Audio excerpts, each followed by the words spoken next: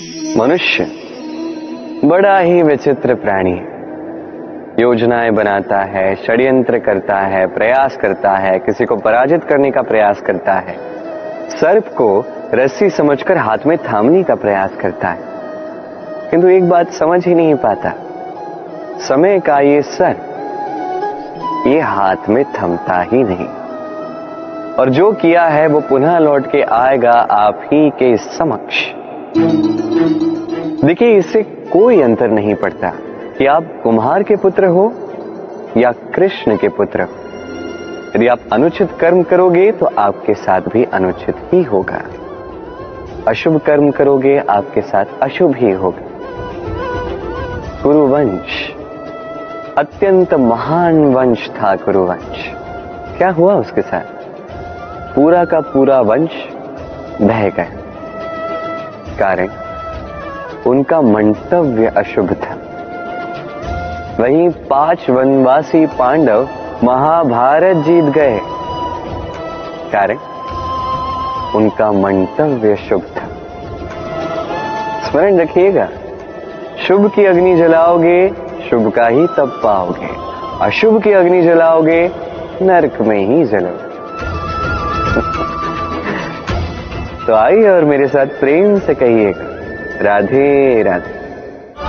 इस संसार में पत्नी होना, पति होना फिर भी सरल है, किंतु यदि समझ पाओ तो प्रेमी होना अत्यंत कठिन है। पति पत्नी सोचते हैं कि संसार में 7 फेरे ले लिए, अर्थात 7 जन्मों का उनका साथ रहेगा, किंतु ऐसा नहीं। जब तक प्रेम ना हो ये संभव है ही नहीं। हमारा ये प्रेम वो प्रेम है राधा, जो इस संसार का आधार है। इसे नाम देना उचित है ही नहीं।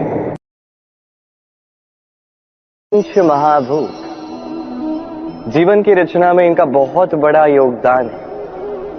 क्या है ये पंच महाभूत? जल, वायु, अग्नि, धरती और आकाश।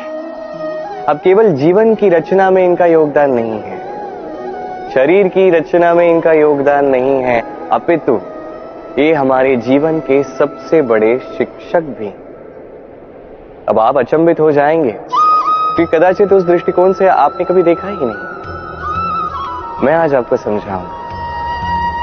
इनमें से सबसे बड़ा तत्व जल, ये हमें क्या सिखाता है? जल, इसका नाम ही जल है, परंतु ये कभी हमें जलाती नहीं, ये कभी हमें जलन नहीं देती। ये क्या करती है? हमारी प्यास बुझाती, हमें शीतलता देती, जीवन देती। इससे हमें क्या सीख प्राप्त होती कि आपका उद्भाव चाहे जहां से भी हो, आपका जन्म कहीं का भी हो, आपके कर्म ये श्रेष्ठ होने चाहिए।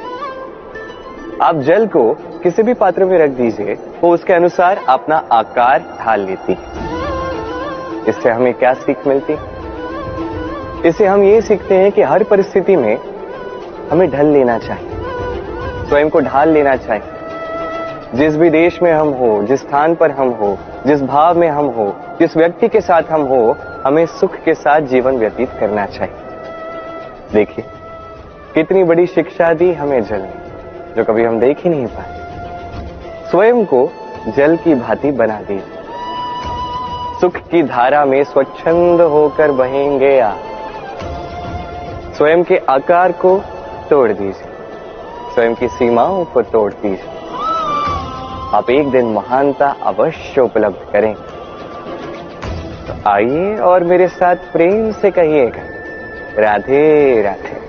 जीवन के 5 महातत्वों में से दूसरा तत्व है धरती, भूमि, धरा, धारण करने वाली, जो हम सभी को धारण करती है, अच्छा हो या बुरा, अपने कर्तव्य का पालन करती है। और यही सीख है हमारे लिए।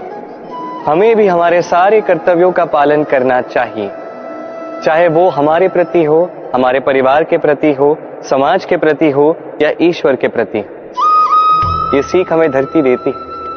ये पैरों से पिसती है और बदले में हमें वनस्पति देती है। आगे चलने के लिए हम इस धरती को पीछे ढकेलते हैं अपने पांव से। ये धरती हमसे घृणा नहीं करती, ये हमारे अगले कदम की प्रतीक्षा करती है, उसका स्वागत करती। और कदाचित इसीलिए इस धरती को धरती माता कहा जाता है।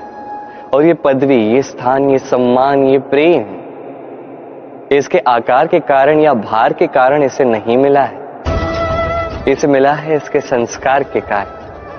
यदि आप भी धरती की भांति बन जाते हैं, यदि आप भी अपने सारे कर्तव्यों का पालन करते हैं, विश्वास के साथ उसे स्वीकार करते हैं, यदि किसी और की सफलता में भी आप प्रसन्नता प्राप्त करना सीख जाते हैं, फिर आप थोड़ा सा कष्ट सह के किसी और को प्रसन्नता दे सकते हैं, किसी और की सेवा कर सकते हैं, तो आप भी धरती की ही भांति महान बन सकते हैं। तो आइए और मेरे साथ प्रेम से कहिएगा, राधे राधे।